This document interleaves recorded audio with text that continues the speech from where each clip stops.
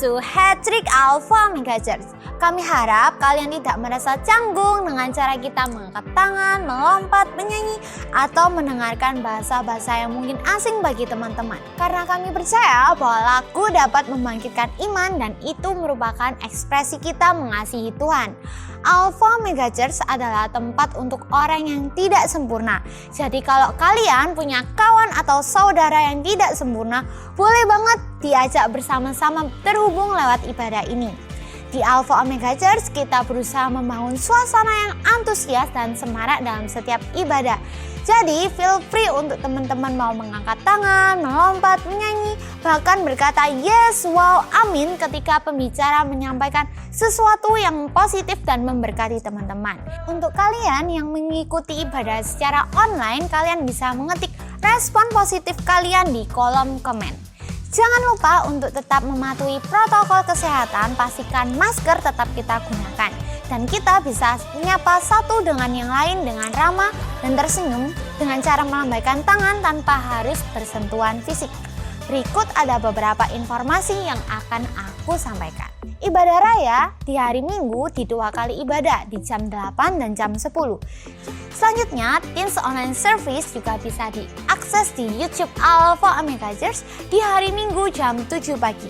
Jangan lupa untuk subscribe, like, dan share link ibadah ke teman-teman kalian supaya kita bisa terberkati bersama-sama. Jangan lupa setiap hari Kamis jam 8 malam, Alpha Omega Church mengadakan Worship and Word di mana kita bisa menyembah bersama dan teman-teman juga bisa didoakan secara personal. Mari join via Instagram Live di Son of Priest Official dan di YouTube Live Alpha Omega Church. Ajak saudara dan kawan-kawan kita untuk join bersama. Buat teman-teman yang rindu untuk memberikan persembahan secara online, teman-teman bisa memberikan ke rekening yang ada di bawah ini. Itu saja informasi yang dapat aku sampaikan. Enjoy the rest of the service. God bless you.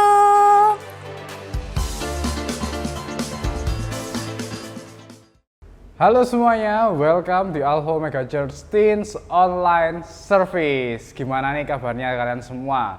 Semoga selalu sehat dan selalu jadi berkat dimanapun kalian berada ya. Nah, thank you banget buat kalian semua dari ngikutin Teens Online Service dari tadi waktu kita nyanyi-nyanyi lagu. Excited banget, semangat banget mereka-mereka, dan pastinya kalian juga harus semangat juga buat dengerin firman Tuhan hari ini. Nah, di pembahasan kita hari ini, kita akan membahas, judulnya adalah doa menghadapi dosa. Doa menghadapi dosa. Nah, pertanyaannya gini, gimana sih kita ini menang dari dosa? Beberapa dari kita, aku pun, juga punya pergumulan yang sama hari-hari ini.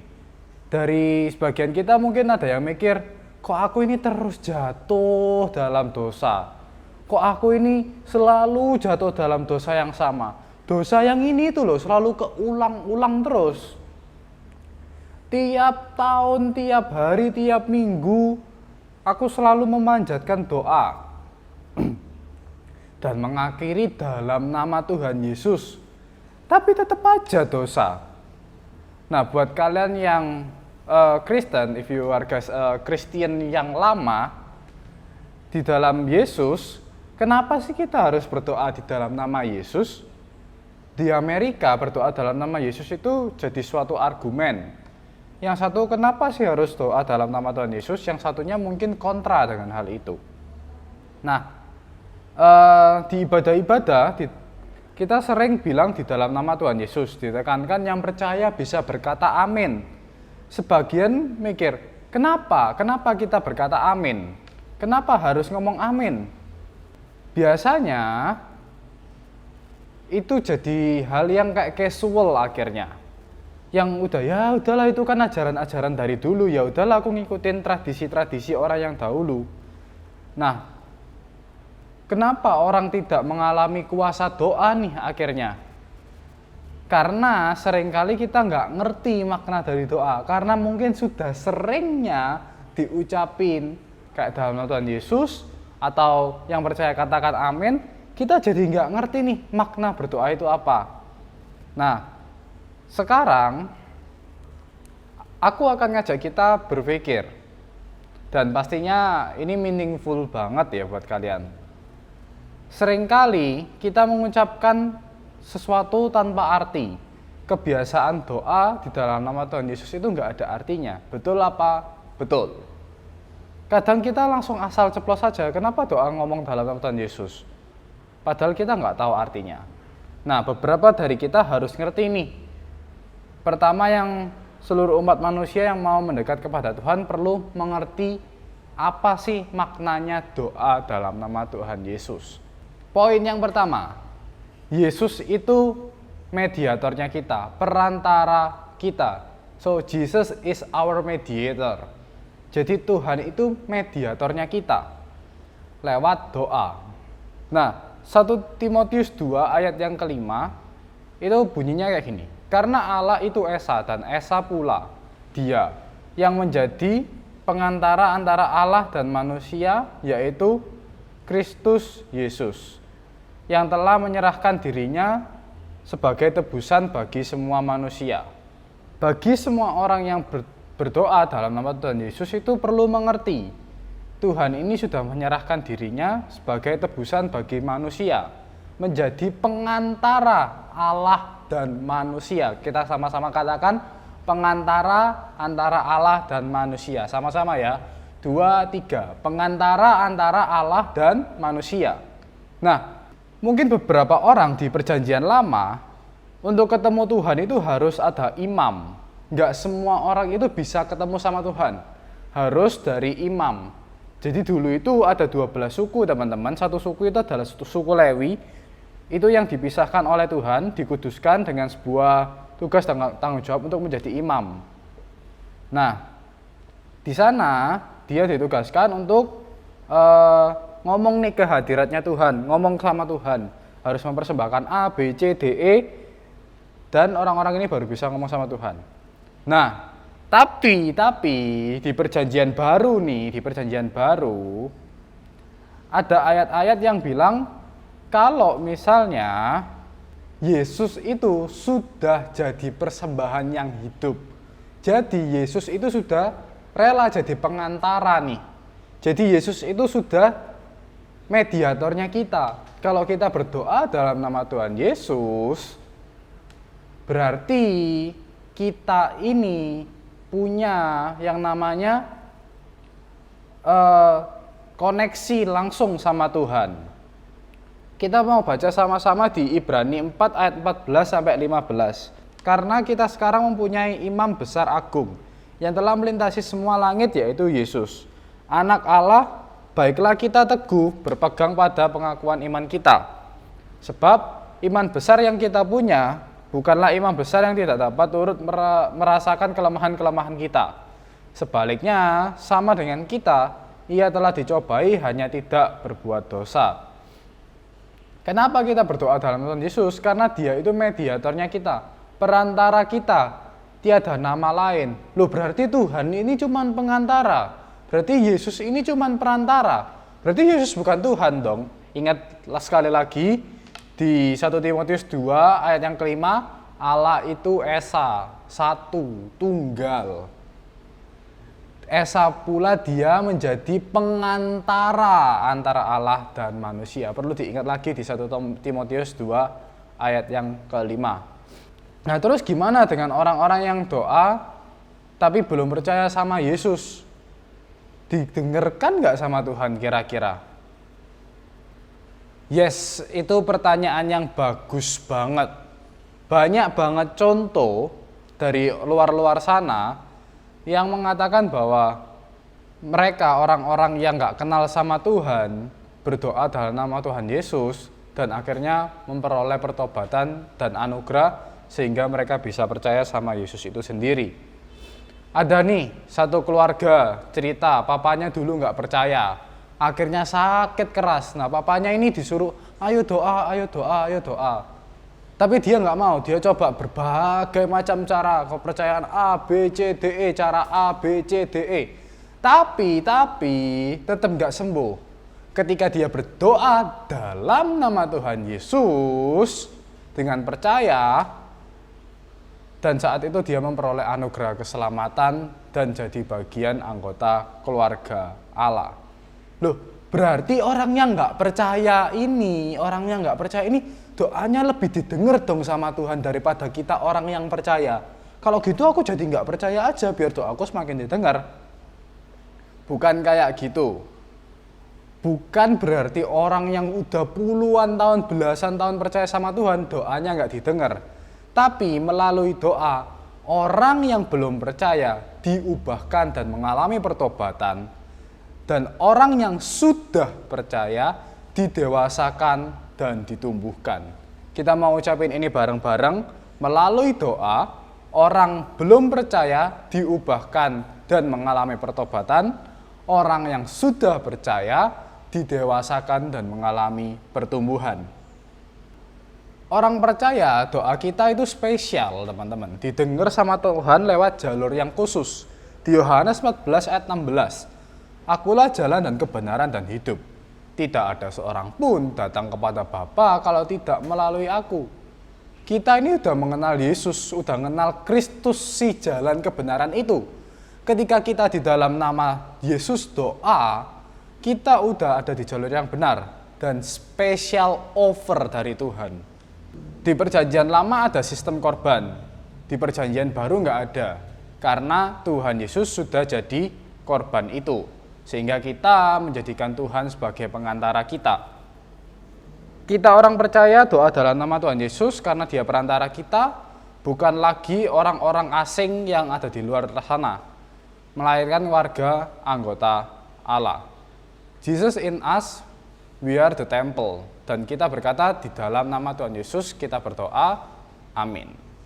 Yang kedua, kenapa kita berdoa dalam nama Tuhan Yesus? Karena the power in the name of Jesus. Nah, ini ya ada ayatnya di Yohanes 14 ayat 13 sampai 16. Dan apa juga yang kamu minta dalam namaku, aku akan melakukannya supaya Bapa dipermuliakan di dalam anak. Jika kamu meminta sesuatu kepadaku dalam namaku, aku akan melakukannya. Jikalau kamu mengasihi aku, kamu akan menuruti segala perintahku. Aku akan minta kepada Bapa dan ia akan memberikan kepadamu seorang penolong yang lain, supaya ia menyertai engkau selama-lamanya. Artinya apa? Jelas bukan tentang menambahkan kata-kata Yesus di akhir doa, maka kamu akan dapat. Tapi karena Tuhan berkata kalau kamu minta apapun dalam namaku setelah doa, kamu akan dapat, bukan gitu. Tapi di sini dibilangnya adalah kalau kamu mengasihi aku, kalau kamu minta Bapa dan ia memberikan kepadamu seorang penolong yang lain. Intinya adalah waktu kita mengasihi Bapa, waktu kita mau jadiin Tuhan itu sebagai our authority, yaitu Tuhan akan ngelakuin semuanya itu. Nah, sebagian dari kita nih pernah nggak mikir kayak waktu kita minta tanda tangan guru, mungkin izin keluar kelas, izin kayak pulang, itu kan ada tanda tangan gurunya, terus mungkin dikasih ke security-nya kan, terus habis gitu kalian bisa keluar buat pulang. Nah, tanda tangan ini kan otoritas dari guru kalian. Nah, sama tuh kayak Tuhan, waktu kita udah doa dalam nama Tuhan Yesus, hidupnya kita itu otoritasnya Tuhan. Hidupnya kita itu menurut kehendaknya Tuhan. Tuhan yang lebih tahu apa yang kita butuhkan daripada kita. So, waktu kita doa dalam nama Tuhan Yesus, bukan berarti doa kita nggak dijawab kalau itu nggak sesuai sama pemikiran kalian, tapi kita mau didewasakan dan mengalami pertumbuhan. Nah, lebih dalam lagi, di zaman dulu, pemakaian nama itu sangat penting. Makanya punya nama baik artinya reputasinya baik juga. Nah, habis gitu ada contoh nih di Amsal 18 ayat 10. Nama Tuhan adalah menara yang kuat. Kesanalah orang benar berlari, ia menjadi selamat.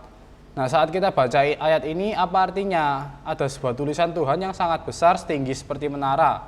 Bukan seperti itu, tapi itu mengartikan pribadi, karakter. Nilai Tuhan yang adalah Allah yang dahsyat dan teramat kuat. Nah, habis gitu, Kenapa sih kita harus doa dalam nama Tuhan Yesus? Karena ada kuasa di dalam nama Tuhan Yesus. Itu bukan cuma sekedar formula atau magical word atau kayak kata-kata yang mungkin yang sangat bisa mengubahkan secara instan, nggak kayak gitu. Tapi ada kuasa dalam nama Tuhan Yesus. Ingat anak-anak Skewa waktu di Kisah Para Rasul 19 ayat 13 sampai yang ke-17, mereka pakai nama Yesus sebagai formula, magical word, bukan dengan otoritas nama Yesus. Nah, kalau kita datang dengan otoritas, orang kasih otoritas kepada kita, orang itu dia kenal sama kita, artinya hubungan karena percaya, kita punya iman, kita saling percaya. Waktu kita punya otoritas, kita punya hidup yang saling percaya. Makanya Tuhan bisa ngasihi kita yang terbaik. Nama Yesus bukan hanya magical word, tapi ini bicara tentang pribadinya, otoritasnya dalam penguasa dunia, penciptaan dunia, juru selamat kita juga, dan dia adalah pribadi yang hidup atas kita. Konklusinya di judul kali ini, doa menghadapi dosa di dalam nama Yesus. Dia adalah perantara kita, no other's name. Nama di atas segala nama, kuasa di atas segala kuasa, yaitu nama Tuhan Yesus Kristus itu sendiri. Ketika kita belajar hal-hal ini, merubah pengertian kita bahwa kita harus percaya kata-kata yang cuma dalam nama Tuhan Yesus itu nggak cuma sekedar kalimat, nggak cuma sekedar kata-kata. Doa yang ada dalam nama Tuhan Yesusnya itu nggak cuma sekedar kata-kata. Nyanyian yang kita nyanyikan dalam nama Tuhan Yesus bukan cuma sekedar nyanyian, tapi ada kuasa di dalam nama Tuhan Yesus. Semua kita ngalamin kuasa dalam nama Yesus. So, aku nggak tahu mungkin dosa apa yang kalian pergumulkan hari-hari ini, tapi yang aku percaya waktu kita minta dan menjadikan Tuhan sebagai otoritas hidup kita, Tuhan pasti mau membantu mengangkat kita dari segala dosa yang kita punya. So, sama-sama kita mau tundukkan kepala, kita mau berdoa. Tuhan, terima kasih buat berkat dan penyertaan-Mu sepanjang kami ibadah online service Alpha Omega Church hari ini. Kiranya Tuhan selalu memberkati kami, apa yang kami lakukan, apa yang kami perbuat hari-hari ini. Tuhan menyertai kami, Tuhan yang mengubahkan kehidupan kami ya Tuhan. Dan mungkin ada pergumulan-pergumulan yang mungkin Tuhan tahu isi hati kami, Tuhan tahu apa yang kami pergumulkan, apa yang kami masalahkan, dosa-dosa yang mungkin membuat kami minder, dosa-dosa yang membuat kami jauh dari teman kami, jauh dari keluarga kami, akhirnya hubungan kita nggak erat. Biarlah Tuhan yang ngangkat dosa itu, biarlah Tuhan yang selalu mengerti isi hati kami, biarlah Tuhan yang mau mengubahkan kami dan memulihkan kami sehingga kembali seperti serupa dengan Allah. Thank you ya Tuhan Yesus. Berkati juga kehidupan kami sehari-hari dalam sekolah atau apapun yang kami kerjakan pada hari-hari ini. Semoga Tuhan membuat kami berhasil, segala tugas, PR atau apapun itu, Tuhan juga menyertai kami, masalah-masalah keluarga dengan orang tua atau cece, koko kita juga Tuhan memberkati supaya kita bisa hidup rukun dan selalu berjalan bersama Yesus. Kami panjatkan doa ini dalam nama Tuhan Yesus, kami sudah berdoa. Haleluya, amin. Oke, itu aja firman Tuhan hari ini. See you guys, God bless.